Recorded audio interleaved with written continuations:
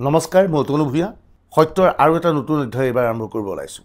এইবাৰ ক'ব ওলাইছোঁ প্ৰদেশ কংগ্ৰেছৰ সভাপতি ভূপেন বৰাৰ খবৰ। প্ৰদেশ কংগ্ৰেছৰ ফালৰ পৰা 2026 নিৰ্বাচনৰ বাবে ইতিমধ্যে ৰণকৌশল প্ৰস্তুত কৰিছে। তেওঁলোকৰ জ্যেষ্ঠ নেতা জিতেন্দ্ৰ সিঙৰ উপস্থিতিত গুৱাহাটীত কংগ্ৰেছৰ দুখনকৈ গুৰুত্বপূৰ্ণ বৈঠক অনুষ্ঠিত হৈ গৈছে। ইতিমধ্যে প্ৰদেশ কংগ্ৰেছৰ সভাপতি ভূপেন বৰাই সিদ্ধান্ত লৈছে যে ভাৰত জোড়ো যাত্ৰাৰ দৰে অসমতো ভূপেন বৰাৰ নেতৃত্বত কংগ্ৰেছে এক কাৰ্যসূচী আৰম্ভ কৰিব। সেই কাৰ্যসূচীৰ নাম দিয়া হৈছে জোনাইৰ পৰা সোণাইলৈ, অৰ্থাৎ জোনাইৰ পৰা বৰাকৰ সোণাইলৈ এই যাত্ৰা আৰম্ভ কৰা হ'ব। এই যাত্ৰা শেষ হোৱাৰ পিছত নতুন এটা যাত্ৰা আৰম্ভ কৰা হ'ব শদিয়াৰ পৰা মন্দিয়ালৈ, বৰপেটাৰ মন্দিয়ালৈ আহিব।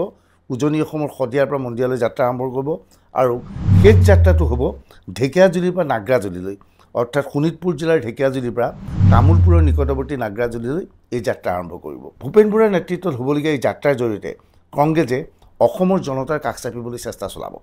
ইতিমধ্যে এই যাত্ৰাৰ বাবে প্ৰদেশ কংগ্ৰেছৰ সভাপতিৰ বাবে এখন গাড়ী ক্ৰয় কৰা হৈছে। সেই গাড়ীখন আমি আপোনালোকক দেখুৱাব ওলাইছোঁ। এই গাড়ীখন দেখিছে, ইতিমধ্যে এই গাড়ীখন ভূপেন বৰাই প্ৰদেশ কংগ্ৰেছৰ হৈ ক্ৰয় কৰিছে। ইতিমধ্যে এই গাড়ীখন নগাঁৱৰ এটা গেৰেজত দিয়া হৈছে। নগাঁৱৰ সেই গেৰেজত এই গাড়ীখন পুনৰ নিৰ্মাণ কৰা হৈছে। এই গাড়ীখনত মাইকৰ ব্যৱস্থা থাকিব।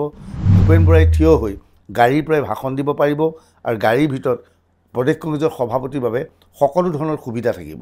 ইয়াৰ পূৰ্বে ৰাহুল গান্ধীয়েও কেনেকৈ কণ্টেইনাৰ ব্যৱহাৰ কৰিছিল আমি জানো। অৱশ্যে সেই কণ্টেইনাৰৰ দৰে ব্যয়বহুল নহয়, কিন্তু তৎসত্ত্বেও ভূপেন বৰাই এনেধৰণে এখন বাহন ব্যৱহাৰ কৰিব ওলাইছে। এতিয়া বাহনখনৰ প্ৰস্তুতিৰ কাম নগাঁৱত চলি আছে। প্ৰদেশ কংগ্ৰেছৰ সভাপতিৰ ঘনিষ্ঠ সূত্ৰই আমাক জানিবলৈ দিয়া মতে এই ভাদ মাহৰ ভিতৰতেই ভূপেন বৰাই জোনাইৰ পৰা সোণাইলৈ যি কাৰ্যসূচী, সেই কাৰ্যসূচী সেই গাড়ীখনত এতিয়া আৰম্ভ কৰিব। কংগ্ৰেছে ধাৰণা কৰিছে এই যাত্ৰাৰ জৰিয়তে বিজেপিক তেওঁলোকে প্ৰতিহত কৰিব পাৰিব। বিশেষকৈ বিজেপিৰ বিভিন্ন নীতিৰ বিৰুদ্ধে ৰাজহুৱা সভাৰ আয়োজন কৰিব কংগ্ৰেছৰ ফালৰ পৰা। এই ক্ষেত্ৰত আপোনাৰ মতামত থাকিলে কমেণ্ট ছেকশ্যনত দিব।